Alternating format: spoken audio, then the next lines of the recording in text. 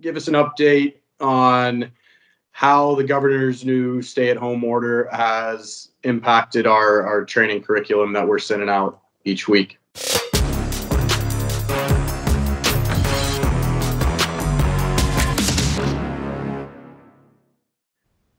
Ladies and gentlemen, welcome to the second episode of the Jimmy and Kyle Show. As always, my esteemed co-host and sidekick, Jimmy McAllister, is joining me today. Good afternoon, Kyle and esteemed guests. How are you holding up there, Jimmy? Well, I don't think it's a question of how I'm holding up. I think it's more of a question of how my lovely wife, Hope, is holding up. She's hoping this little thing gets over very quickly, I would think. Yeah, I think my wife's in the same boat. They're not used to having us around that much. Yeah, and howdy. Yeah. So today we've got some special guests with us. We've got Pat Staunton, our girls juniors director at Seattle United. Hello. Hey, everyone. And we've got Matt Brewer, our boys juniors director at Seattle United. Hey everyone, how we doing? Thanks for having me on. And we've got Henry Brauner, the new director of player development for the Sounders Academy. Thanks for having me. Appreciate it. So guys, I'm going to go around. We want our guests to get to know each one of you a little bit better. So I'm going to ask you questions. Pat, I'm going to start with you. How and when did you start playing soccer? Well, growing up in England, it's not really much of a choice, to be honest. It was either that or rugby, and believe it or not, my build is not very well built for rugby. I came from a rugby family, but I think I skipped the genes on that one. So I had to play soccer. So started when I was a little kid, and then first team was when I was 8, playing on my older cousin's team. Yeah, I think that was a good choice as well, not going the rugby route. When did you get into coaching? I've always wanted to be a teacher since I was a young kid. I always enjoyed working with kids. When I decided to go to university, I didn't have many choices. Again, surprisingly enough, I am not the most studious and intelligent person. Jimmy will probably agree with that. So I wanted to go and do sports at university, so got into it when I was probably 16, 17. Perfect. Who is your favorite player? So if we look at purely from a player point of view, I think the greatest of all time is, without dispute, is Lionel Messi. Is any Ronaldo argument is any Ronaldo argument is false. I see Jimmy shaking his head over there. Jimmy just likes to argue, Jimmy. But then, just from a person, probably Peter Crouch. All right, and I'm sure this goes without saying, but who's your favorite team?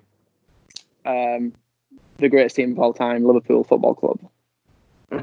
Did you guys win the Premiership this year? Yeah. You did. I mean, Okay. Everyone who knows the game knows that the true champions are Liverpool. I think if they get named, I think there might be a little asterisk next to it. Even if they, we all know, Kyle. We all know. And this is a character question. Who's your least favorite team? I detest Manchester United. Everything that they stand for, I hate them. Very nice. Yeah. All right, Matty Brewer. How and when did you start playing? It's funny Pat says that, because when I was a young child, about 8 or 9, I actually unfortunately had the build for rugby. I was a very big kid. So I had to start with rugby, and then I realised I was very, very bad at that, and I had to shift some pounds. So about U9, U10, I started playing for my local recreation team, and then a couple of local teams around there, and then I lost a bit of it. Didn't get very good at football either, but I wasn't playing rugby. So how'd you get into coaching? It's quite a quick, funny story. When I was about 15 in school, we had this work placement where you had to go to work for 2 weeks, and you had to pick what you were doing with your studying. So I was studying catering and sport, so I had to do catering for a week, but I didn't want to do it. So I went to a holiday camp, and I went lifeguarding for a week. So when my chef turned up and saw me sat in shorts some shit about a pool. They're confused and worried why I wasn't in the kitchen. So they made sure my second week I did something in sport. So luckily I knew someone who had a coaching company.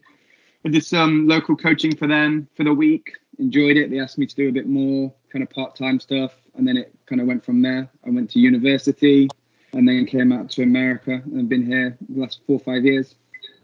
All right. So who is your favorite player of all time? Mine will be Wayne Rooney. I think the Englishman, his prime time was when I was that age, and everything he has, everything he's achieved. I think he is one of the best players England have ever had. But I'd say right now, currently, I think any player to watch would be Paul Pogba as well. I think for a young player to watch all his traits, technically, tactically, physically, I think he's a fantastic player. I see Pat respectfully disagreeing. I don't know if it's respectfully, but my microphone was muted. But yeah, this may be another source of contention for the roommates. But who's your favorite team? My favorite team is Manchester United. Least favorite team? So it's funny you say that because I was really sat thinking about what team do I not like. And Liverpool I don't like, but it's more the fans. And then when I hear Pat talking about some league he's trying to win, which they haven't even won yet and no one's even playing, it just summed it up for me. So Liverpool, I can't stand Liverpool. You enjoy that fake trophy you get this year. All right, Henry, let's throw it over to you. How and when did you start playing the game? I was pretty young. I grew up in Tucson, Arizona. Tucson, Arizona is a kind of a border town on the southwest border between Mexico and Arizona. So from a pretty young age, I was playing in some capacity, whether it was my older siblings that were at the park and I was just there because I was drug along with them. But I think formally, organizationally, I was probably 5 or 6 years old on a team. And then from there, playing in Hispanic leagues in high school and college and so forth. So, all right. How'd you get into coaching?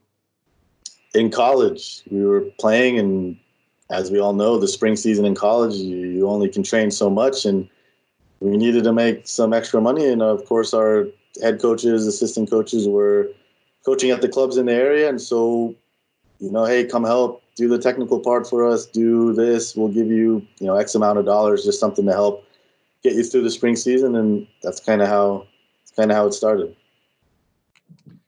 Who would you say is your favorite player of all time? Paul Scholes, without a doubt. Oh, yes. Good one. Who's your favorite team? Whoever Marcelo Bielsa is coaching is my favorite team. All right. So right now, I guess who's your least favorite team? Least favorite.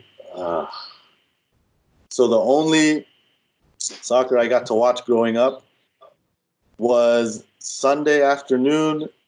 Liga MX game of the week was on at 3 p.m. And so the one team I never could relate to was Santos. They had these really weird green and white jerseys, and everybody seemed to have like this incredible mullet, but it was just, I don't know, I just couldn't relate. I just couldn't relate with them. That was it. It's hard to relate to the mullet. Okay, everybody, we got a segment for you coming each week called Show Us What You Got. We want to see your videos, trick shots, whatever you got. If you guys would like to be highlighted on the show, send it to me at kyler@seattleunited.com. This week's video is coming to us from a player on BO7 Copa. Jimmy, I want to shoot it over to you. Give us an update on how the governor's new stay-at-home order has impacted our training curriculum that we're sending out each week for the club. Well, obviously, Kyle, we have to make more individual efforts or work more with the individuals in the small groups. When we originally started, the governor had made the put out the message that you could only have 50 or less or whatever the numbers were. It went to 10. Now we're really looking at trying to do individual things. We're staying at home, and your garage door, your wall outside might become your best friend, or your little area to juggle, or where you can put cones down. Well, for right now, we all have to be good citizens and try our level best to stay out and stay away from other people. So it's really individualized. So we'll change our curriculum we send out to more individual type stuff. Okay. So this week, everybody, our episode topic is about how players can take ownership of their own development during this time, and really not just during this time, but overall. So that's why we've got Matt, Pat, and Henry on the show today, is to kind of throughout the ages, because each one of them kind of represents different ages through the club and through the Sounders, is to let you know what you can be doing at those ages on your own, on top of what curriculum is given out, and as well as, you know, what they're looking for in players. So, Jimmy, first question is for you. How did you get your start in soccer, and what things did you do on your own when maybe you were at home, and in order to, you know, develop into the player that you became? Well, you know, development's a touchy subject, and it means a lot of different things to a lot of different people. For me, the main thing you have to develop in young players is a love for the game. I never, ever felt that when I was out knocking the ball against the wall or working on my juggling or trying to beat a record of somebody else's, that I was ever forced to do it. And I actually love to do it. Like right now, it's really difficult for all of us because we're used to being on the field this time of year. Many of us engaged in state cups or what have you. And it's just, you're developing a love for the game. These guys on the call today can be more technical about what they see. And obviously Henry with this experience with the national teams and everything else. But for me, the first thing you have to develop is a love for the game. It's got to be a get to and not a have to. When you do something that's a have to, it's a little bit more difficult. I always loved to play and compete. And what I did back in the day was a lot different what the kids will do today. I really, and Henry spoke to it a little bit ago, I had Soccer Made in Germany with Toby Charles. It came on once a month and a little black and white TV, and I didn't really have any players to emulate. I wasn't able to go down to the Sounder game and watch a player play, Jordan Morris or whoever, to emulate what they do. So it was a little bit different for me, but again, you have to instill a love for the game with the kids, and then their development they'll develop quicker, I would think, Kyle. Yeah, and I think on that point, it's got to be self-driven, right? You can't be made to do things. If you don't want to do it, you're not going to do it. And you know, you have to have a little bit of that obsession for the game. And want to go out and like in basketball, shoot free throws all day long so you get better at it. And those sorts of things apply to any sport. I can tell you what, and one of the interesting things I think we can explore today from somebody like Henry is, what do they actually look at or look for when they're looking at a young player to develop? I think a love of the game and a love of competing has to be part of that equation. There's a lot of geniuses selling pencils on the street corners. You know what I mean? There's a lot of guys I played with that are a lot more talented than I ever was that didn't make it to the level maybe I or some of my friends made it. And that's the again, going back to it, it's a get to, not a have to. You have to want to be out there and participate and compete. Yeah. So Matt, Pat, you guys grew up in England, obviously a little bit different environment than we have here, where soccer is the foremost sport there, and the expectations are maybe a little bit different. Pat, we'll start with you. What was your coach club expectation for what you did outside of team trainings? Yeah, actually me and Matt were talking about this earlier. The interesting thing is, with soccer was the biggest sport in England, maybe unlike a little bit like America, which is changing, but unlike America a little bit. But the expectations, I think, are probably different than what you would expect. I mean, I grew up playing in local teams with my friend's dad being the coach. We used to play once or twice a week, and then we would play at a weekend. But it was nowhere near as professional or as organised as youth soccer is here today. So the expectation, there was no expectation really on going away and doing your own thing. I think probably because the culture was that we just did it anyway. Like we would go out pretty much every day, every other day with our friends, and play that way. Like I grew up living real close to three of my cousins, all older cousins, and we used to go out and play all sorts of stuff. It was little scrimmages, it was headers and volleys, it was it was Wembley, it was World Cup. And that was where generally we would go out and work on all of our technical skills and just having fun with it. Yeah, Matt, what about you? Yeah, it's funny. It sounds like a broken record, but that's what it is. It's the culture in England. You know, it's such a big way of life. I was in England 2 weeks ago, and I went to watch a training session of U8, and they were all at training 40 minutes before it started, and they were recreating a penalty dive from the championship that weekend. You know, they watch football all the time. They're watching soccer. They're playing soccer. I think as well, it's such a competitive environment in terms of how many clubs are in England, how many tiers there are. There's a lot of rules now. I mean, if you live in certain parts of the country, you know, similar to kind of the zonal territory in MLS, in certain areas, you have to be within an hour drive to a club. So if you think of that hour radius drive of all the players that want to play soccer, you've got to have something different. You've got to stand out. And that just comes from, like Jim says, having for the game going. I think when you look at, you know, the percentage of what people are, you know, less than 2% of people in the collegiate game go pro. 97% of players in England retire or aren't in the game at 24 years old if they make it pro at that, you know, time. So, yeah, just that expectation that you have to do as much as you can, you have to stand out, you have to be different, and you just have to have that love of the game and know you're going to do whatever you can and whatever you will to make it. And that's a huge part of what kind of the English culture is as football. And like Pat said, it's self-expectation.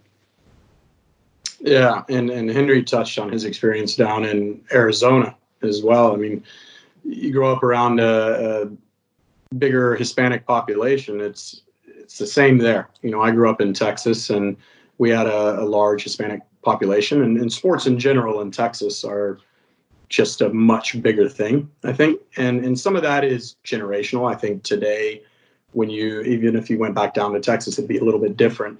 And geographically as well, we had open spaces everywhere. You know, everybody's yard was big enough to be able to do things. Here, a little bit more close quarters, a little bit less space to go out and do these things. But yeah, it's definitely something that when we grew up was definitely more kind of emphasized, I guess you could say. I think as well, Kyle, sorry, just like to say what Pat said, you know, the culture is good in America. You know, the soccer culture is big. I think, you know, especially with kind of where we are right now with, you know, no groups. If you go out to the park still, you're still seeing kids out on the field. You're still people playing soccer. I think there is a big culture in America. But like I said, I think it's just got to keep growing and people giving them good structure and advice and, you know, options to make it even more. But absolutely, like I said, it's a huge part and it's getting better, but we have to do a lot more to make it like it is in other countries. So, Henry, you work at the highest levels of youth soccer in the United States.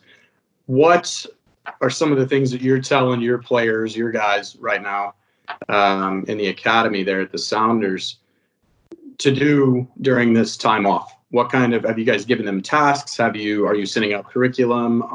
A lot of these kids are also very self-driven and don't need a lot of motivation to go do these things. But what kind of extra things are you giving them to go do right now? Yeah, I think, you know, the climate of which everything is right now and the isolation and, you know, the time away from the team environment, we realize it's given us a different avenue to develop the players in a different capacity now. You know, whereas we were training multiple times a week, we had the game on the week, we were very structured into a routine. We were, you know, addressing things in training that we wanted to, our principles of play. But now, because of the way things are, we have an opportunity now to really focus on the physical side. We can focus on their body weight exercises. We can focus on some of their coordination and balance. We can focus on just their isolated running, working on different mechanics. You know, we have a department with the Sounders, and they send the kids their, you know, running and kind of body weight exercise program for the week. And then on top of that, they're then given a technical, unopposed, you know, ball mastery, Corver type stuff that they have to do every single day. And then they're also doing what we're doing right now. We do the video call with the team. We address a game that we've all analyzed, and we're trying to look at the other avenues that we probably wouldn't be doing during the season if everything was going. So we're just trying to, I guess, maximize the situation, I guess, that we are in as it is. Yeah, and right now, we always talk about, you want to get as many touches on a ball as you can. Silver lining in this situation right now is that you've got plenty of time to get these touches in. I know some kids are, yeah. Yeah, I think, and going back to what Henry said, what we've been doing over the last 2 weeks, I see this as an opportunity. I see it's an opportunity Absolutely. to create other things to do. And when, hopefully soon, this Corona situation is over, I don't think we need to stop a lot of the things we've been doing. I think it's fantastic. The kids are getting curriculum, like Henry said, at the Sounders. They're doing strength and conditioning and working on their balance and so on and so forth. These are the things that kids in Europe do naturally because they're in an academy 24/7. It's just not 2, 3, 4 nights a week. It's 24/7. So for us developing players, and if our kids and our young girls and young boys, their aspirations are to play at Division I college soccer or to play for the Sounders, all these things we're doing now will really be nice add-ons when we get rolling again. Yeah, and this is a time where clubs like ourselves are building libraries of technical videos and coming up with different things to do that, like you said, they don't have to stop just because we've come out of this situation, come out of isolation. These things can continue and should continue. And we should continue to add these services as we go for the players. So definitely something to look forward to for the club. Absolutely. And I don't want to jump out of turn here, but I have a question for Henry. When you go out and watch our kids play, Matt's program, Patty's program, what specifically are you looking for, Henry, in let's say a 10-year-old, 11-year-old, a 12-year-old? What traits are you looking for? I think there's one moment of the game that we can split up into 2 actions that we will always evaluate, whether it's a 9-year-old or it's a 29-year-old or a 19-year-old. Whatever moment in the game is happening, there's 2 things that happen. There's the perception part of it, and then there's the action part of it. Now, depending on which comes first in the player's head, that is what we're looking at. Now, if they've analyzed the situation, they know the space they have, and then they take the action, which is maybe they take the first touch, maybe they take 2 touches out of the pressure, whatever it is that they need to do. Maybe they just play the ball back first time. As long as we see that the perception is happening first instead of the action, then we know that there's a longer term potential. Because if the action comes first, they receive the ball. Now they're trying to think about the space. Now they're trying to look at what's going on. It doesn't work. So we always look at those 2 moments, the perception and the action, which one comes first in the player, and that gives us a good indicator of where they might be able to kind of get to. So, and that's true for a 9-year-old, and that's true for a 29-year-old. So it's something that can transcend levels. You'll hear a lot of coaches say, think ahead, think before you get the ball. And your head on a swivel is a popular one, a lot of coaches say. But having a purpose to whatever that action is that what you're looking for right there? Yeah. And even if as long as we can see the thought first and then the action, that's more critical to us. Sometimes they're going to make the wrong choice, but as long as we know that a thought came before what they tried to do, that's okay. I mean, one day, based on a lot of factors, a 9-year-old can't do certain things that a 19-year-old can do. That could be the range of passing. That could be the ability to head a ball. That could be a number of parameters. But as long as we know that they're thinking about it first before they're acting on what they see, that's all we care about. And then we can mold that clay into what we need to. We can help them. So on that note, let me ask you this, because, obviously everybody's sending out a lot of technical curriculum. We've got a lot of fitness curriculum, technical curriculum, whatnot. To work on that area, what are some things that kids can do right now to help improve on that thought process before the action? I think them watching games. I think not just, and when I say games, and this is kind of what happened maybe for a lot of us on this call right now. When we were younger, there wasn't a YouTube, so we didn't see just every single highlight of every 40-yard screamer that hits the top corner. Like we actually had to look at what a midfielder did to do the things that he was capable of having an opportunity to do. He just had to run about 3 miles at high level speeds just so he can maybe get to the 6 and get a tackle. We don't just see what the kids see. They see the YouTubes, they see the highlights, they see all these things that aren't necessarily reminiscent of what the game really demands. So them watching a game or watching a half and identifying, the things that are needed to actually do to maintain a high level of play is a lot different than what they're seeing in the highlights on their Instagram and Snapchat and Twitter and everything like that. So I would say watching the game and picking a certain player and really looking at what they do during the entire half, not just the highlight or the low light. And that was a little bit of a... Go ahead, Jimmy. Go ahead, Cal. Well, going back to what we talked about before, when Henry was exposed to more of a Mexican football. I saw once in a while soccer made in Germany. The kids now have all the advantages of the world. They can see every game with all the social media, with the games on TV. You can watch and emulate your heroes, or you can watch a player in your position and see what they do. If you're a left fullback, you watch the Liverpool squad. You look at how they attack and when they pick to and choose to go forward, and so on and so forth. I just think the kids nowadays have a huge advantage. And even when I was a professional player, we never really studied the opponent. Now the teams have that ability to be able to look and do that. One of the things we need to talk about in development is, winning as opposed to developing. Who's going to be the best player? And I can ask Patty, and I can ask Matt, and I can ask Henry. When you're the best player, doesn't necessarily mean you're going to be that player at 18. So development's a journey, and you need a foundation, and then from the foundation you need to spring forward into your game. How do you start that journey? Maybe Matt and Pat, how do you finish it, Henry? Matt?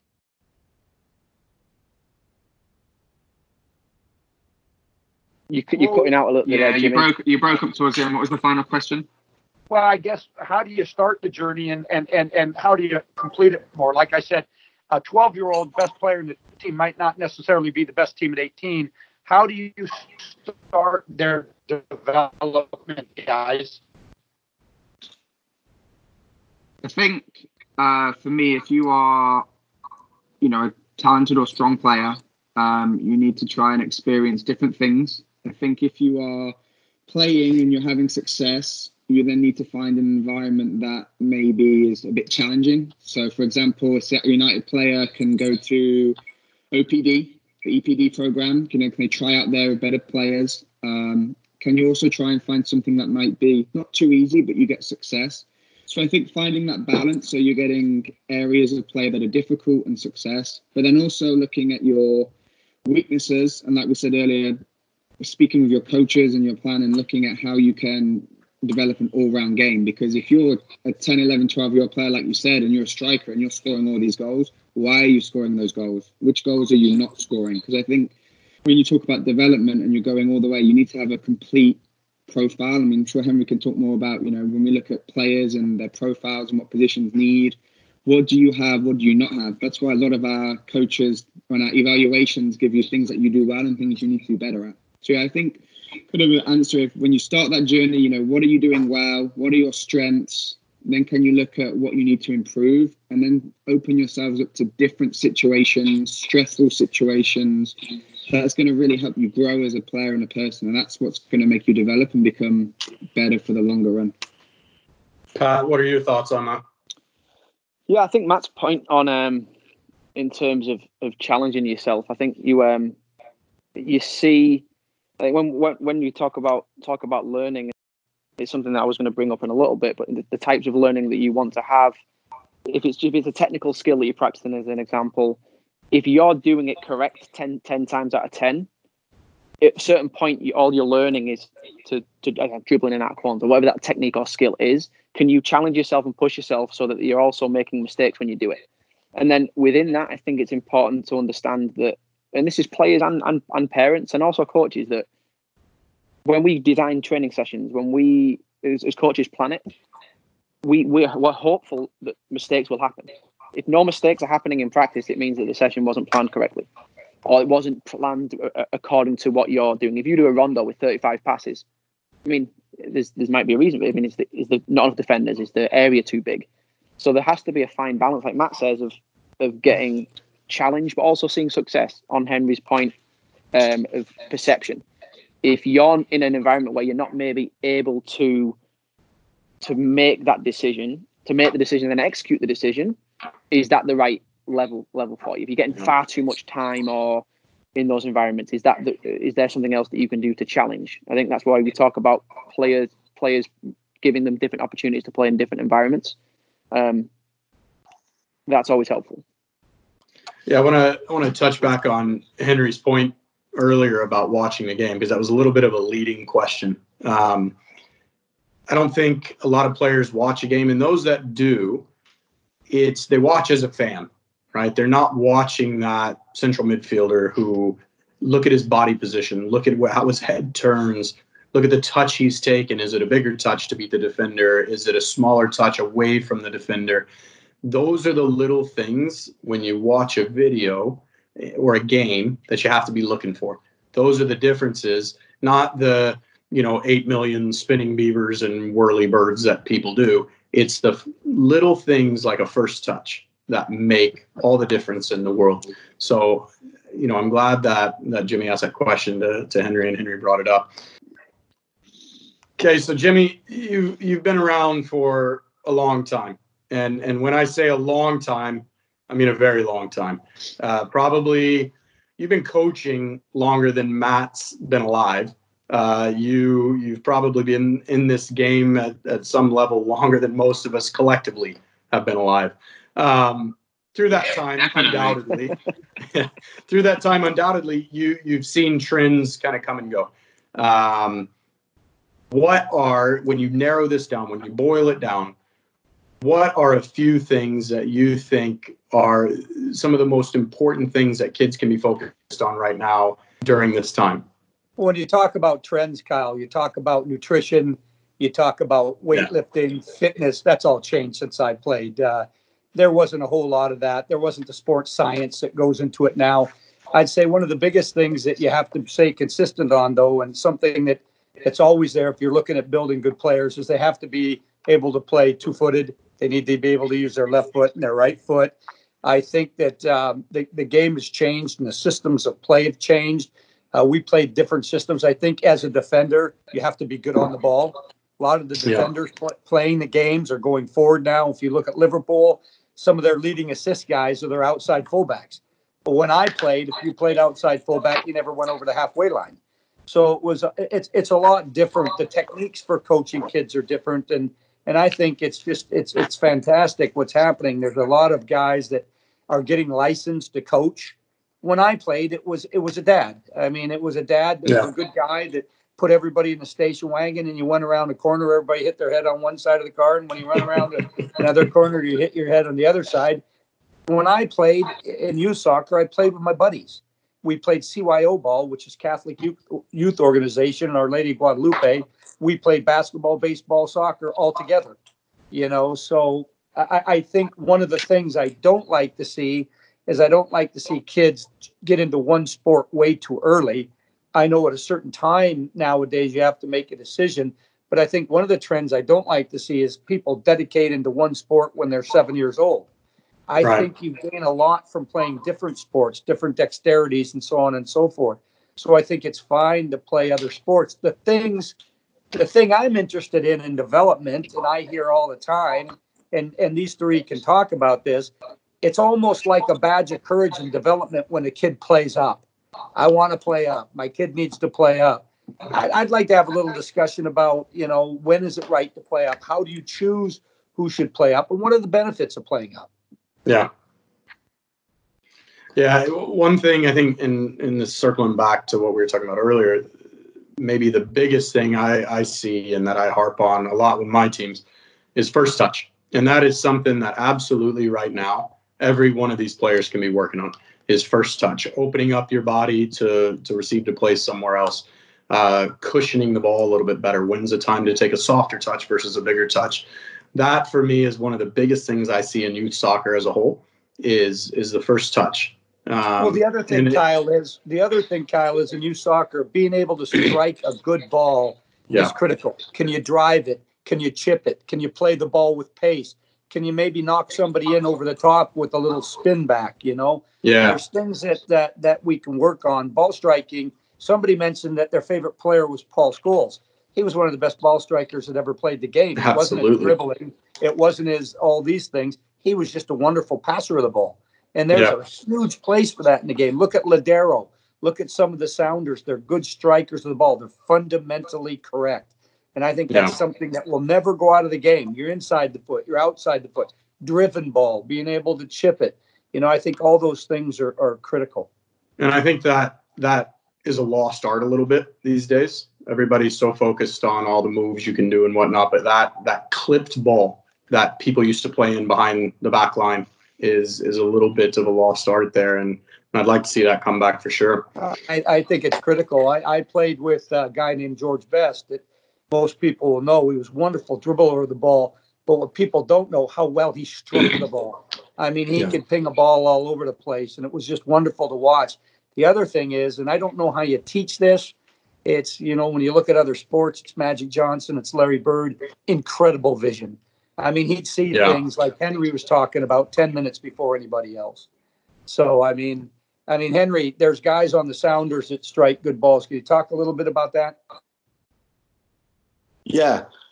I think, like, you know, the way, and this is a byproduct sometimes of, I think when we were, I don't know, and kids even like 5-10 years ago, maybe they had more spaces to train in. Maybe the demands of the training session required them to have to consistently hit a 30 or 40-yard ball. I think sometimes now, you know, based on, you know, sometimes the amount of space the team has for training on a given night, if they have half a field or if they maybe even have a quarter of a field, you know, they're going to miss out on that longer 50-yard, 40-yard pass, or even the ability to texture a ball with the right spin, or, you know, that ball that like an elite level center outside back can play where they clip it over the midfielders into the 9, you know, like unless you're in a space that requires that demand and that action, it's difficult to develop. So I think, you know, kids on their own as well, they need to be working,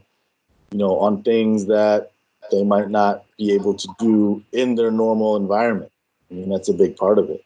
I think, you know, these guys like a Paul Scholes, a Javi Alonso, these Weston McKinney, these guys that can hit passes, you can unbalance a team. It's devastating, the impact it can have. So yeah, and I think what you just said in terms of unbalancing a team, I mean, tactically, there is a purpose to playing a clipped ball in. There is a purpose to finding the bypass to your 9 from your left back. And I think that's where sometimes people get confused. They think, you're just playing a long ball. Well, no, there's a purpose to that ball. It's not a ball you play all the time, but it's a ball that you use to unbalance the defense. And I think there needs to be a clear distinction for a lot of people out there that may not know that or may not understand that. Kyle, when you get to a player like a Jordan Morris, you've got as a defender, and I played defender a lot of years, a few issues. If they're going to knock the ball over the top, you can't get too tight with him because he's going to outrun you. So if he's going to outrun you, you have to drop off him, which then gives him more space to get the ball and turn and go at people. So it's a little bit difficult. When you look at some of these great players, you know, they've got a little bit where they can beat you over the top, so you have to give them their respect, but it also creates room for them to play underneath. And as all the great players will tell you, the speed of the game is the speed of the game because of the thought and what different players do to unbalance and create advantages, mathematical advantage or whatever you're looking at. Yeah. So, Matt, advice to give to the 7 to 10-year-olds that you guys oversee in the club. Can I just go back, to Jimmy's question? I just want to answer kind of for, you know, players and parents that are listening when Jimmy said, you know, what tells you or establishes you to play up an age group. I think if, you know, people don't know, for kind of our program, we have, you know, kind of KPIs or key performance indicators on that technique. We have a chart. We kind of have a guideline that if you have a son or a daughter who wants to play up. We can look at their technical ability. Are they playing those types of balls that you guys all just discussed? Do they have the technique to dribble, pass, shoot, and is it at a high level? And then it goes back to what Henry was saying on the perception and action. You know, you might be a really physical, you know, strong kid with a great strike, but maybe you don't see the game quicker, or you make that perception before you get the ball. So now you're going to play up and the game is faster. You've got more actions and more decisions to make. So for people that wonder, you know, even 6-7-year-olds playing up a year, 8, 9, 10s playing up, those players that are playing up are players who do practice their technique and have high technical ability to do that, but they have high perception of the game. So when they play against faster players or quicker games, they can adapt. Where the kind of fine line comes in for the directors and the coaches is when you're you may have good perception, but you may not technically be there yet. Or you may technically, physically be there, but you're not. Players 2 options of playing their age group and playing up. So for people kind of listening, that's how we kind of judge if people are going to play up or play up on age or not. They're the kind of 2-3 things we've all talked about this podcast kind of helps us make that decision. Yeah, and you've got players that, you know, start playing up at a young age and deservedly so. At some point, there's probably a time where they are going to have to come back down and play on age. And sometimes there's a struggle with that mentally. You know, they're used to playing up. They think that that's where they should be. That's kind of their cohort socially as well in the soccer world. But sometimes the best thing for that player's development is to go back on age and let them have that success against players their own age and let them see the game, let it slow down for them a little bit so they can take what they've learned over the past 2, 3, 4 years and apply that in a better setting for them as an individual. Matt and Pat. And Kyle, that goes back to something that's very, very important. We all need success. Whatever that is, we all need a certain amount of success, whether that's in your job, whatever you're doing. If you're getting hammered every game and you just aren't there, sometimes it's better to take a look at yourself and assess the situation and give yourself some success. As Henry can tell you, the best thing for a goal scorer is to score some goals. It doesn't do any good being a goal scorer at a level where you can't physically score goals. Henry, how many players at the Sounders do you guys got playing up, or do you have playing up on a normal basis? Yeah, I mean, throughout the age groups, it's probably at least 6 or 7 are getting games in an older age group. You know, a big factor, and Matt kind of touched on it, is, you know, we got to look at the performance of it. Like, why are they scoring so many goals? Are they just physically that much ahead of everybody, so it's easy for them to run in behind? Or is it actually like, oh, you know, they're clever, they're smart, they need this, where, you know, it's a tricky line in terms of like development, because we all know kids physically grow at different stages, and sometimes they go up and they've matured early and now they're playing up at the 12, 13, 14 age group, but then everybody catches up again. And now they're in a situation where, you know, they just can't cope with the speed. They can't cope with the execution, you know, and so maybe they need to come back. Maybe they need some success. Maybe they need to feel like a leader again, get success and gain confidence before they can go, you know, back up again. But ultimately, you know, if we look at a team and we're like, you know, if people are listening and decisions we say, should they be playing up? I think there's a lot of parameters. You know, if they do go up to the older team, are they going to be impactful? Are they going to be in the top end of that roster? Or are they just going up to be the 18th player or the 19th player to say they got to play up? Like, that doesn't, you know, it doesn't Going back to the badge of courage type deal. We as parents, sometimes we want our kids to play up, but it's really not doing them any good. No, and we're setting them up for failure, you know, so it's... Yeah. Correct. Perfect. So, Pat, Matt, you guys run the U8 through U11 juniors programs for Seattle United. What would you say right now, over the next 2, 3, 4 months, however long we're going to be out, what would you like to see those young players work on as individuals? I'll let Matt talk a little bit on maybe some of the specifics on that. But I think when I was younger, one of the fun things was trying to be creative with what we do. In like, obviously, at the moment, there's a lot of individual technical stuff that we're getting sent out and that the kids are doing, but it's some of it's coach driven, parent driven. So can the kids be creative in coming up with fun ways to integrate their skill technique into little fun challenges, little fun games? Can they be creative with coming up with these different things? When I was younger, one of the things I remember vividly was seeing a Mark Hughes volley for Chelsea in the FA Cup final, and I went out and tried to practice it.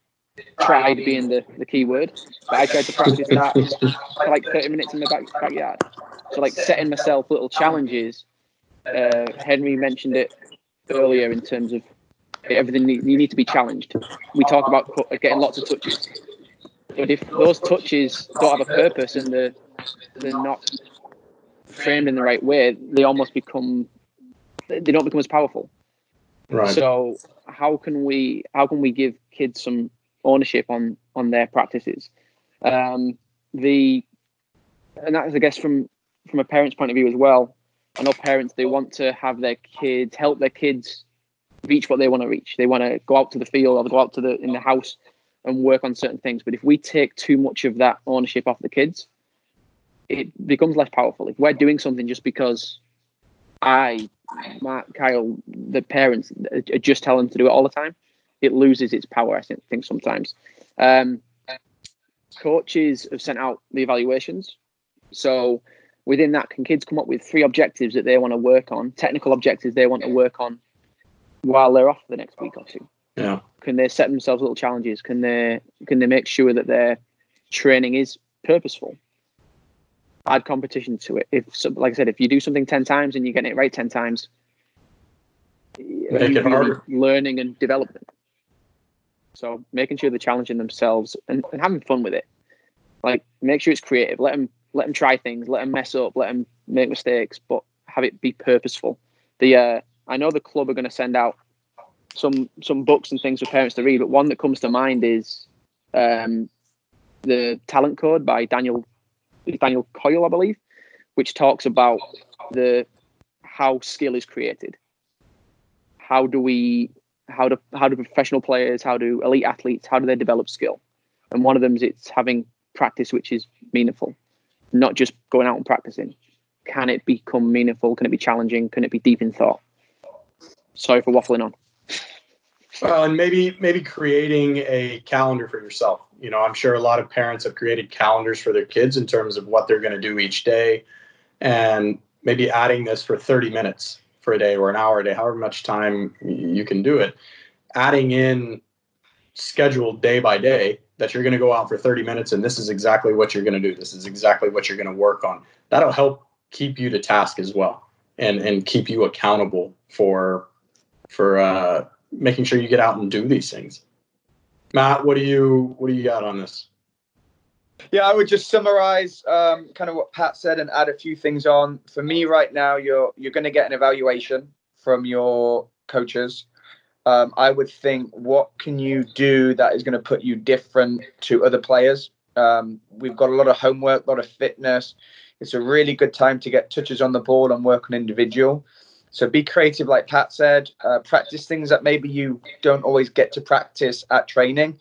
But I would look at that evaluation and think, what can I do at home to create situations that look like a game or look like something I would do in a game? So when we come back, you can kind of see as a competition, what have you done to have an edge on other players?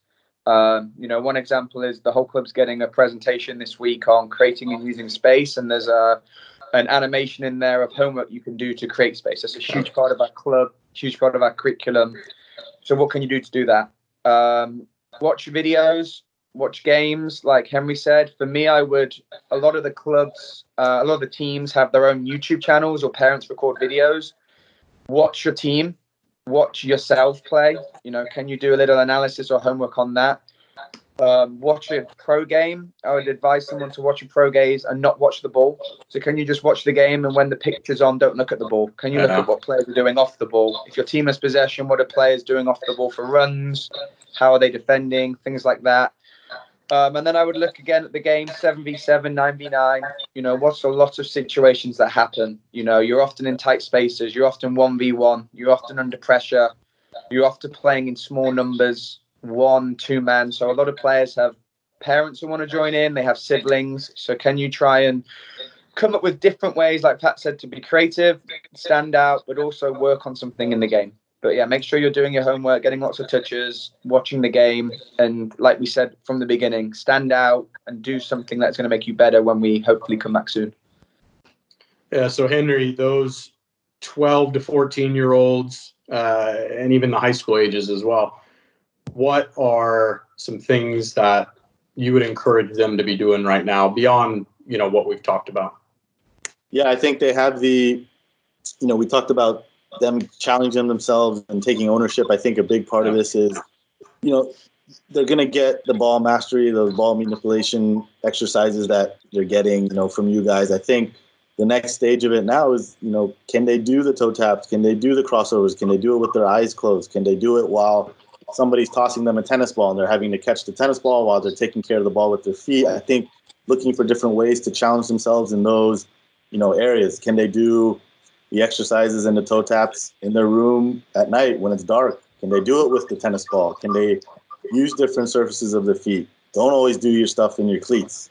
Do it in your bare feet, inside, on the carpet. I mean, I think there's ways where they have to start to think outside of the box. I think with us, because of our profession and how much detail we go into what we do, everybody at, the club, Matt, Pat, everybody, Kyle, Jimmy, we give them a lot. Now this is an avenue and this is an opportunity where now they have to maybe give themselves a little bit more. Maybe they have to be more of that coach, that ownership role in that.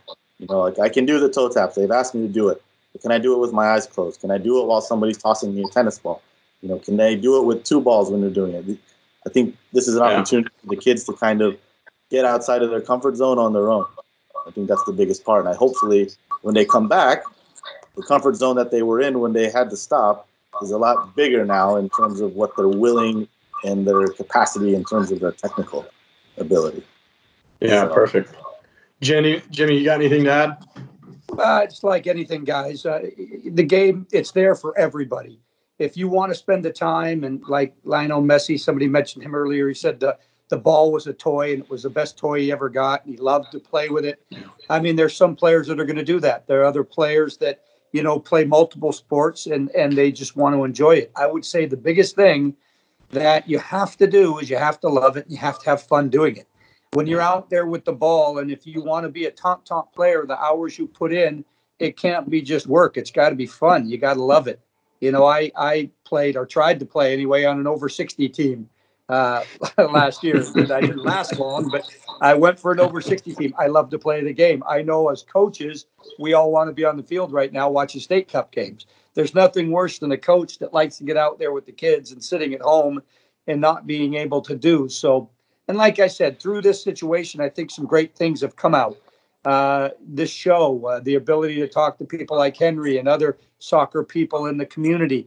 I think that the content that we're sending the kids, we've gone above and beyond. I don't think when this ends, that needs to end. I think that we can do a better job of developing kids and think harder how to actually affect them. I think the other thing about the game, it gives kids something to look forward to, and it gives them a schedule, and it keeps them engaged. Nowadays, when I was a kid, you'd go ride your bike for 3 hours. Nobody bothered where you were. Nowadays, it has to be more organized because of some of the issues with not playing outside as much on your own, not doing those things. So culturally, the world has changed. And I think, there's great place for organized sport if done right by the right people. Yeah. And the biggest kind of takeaway from this episode is, kids, you don't need your coach to constantly be telling you what to do. You don't need your parents to be telling you what to do, or any of us. This is a time where self-driven players will succeed the most. And get out there, get with the ball.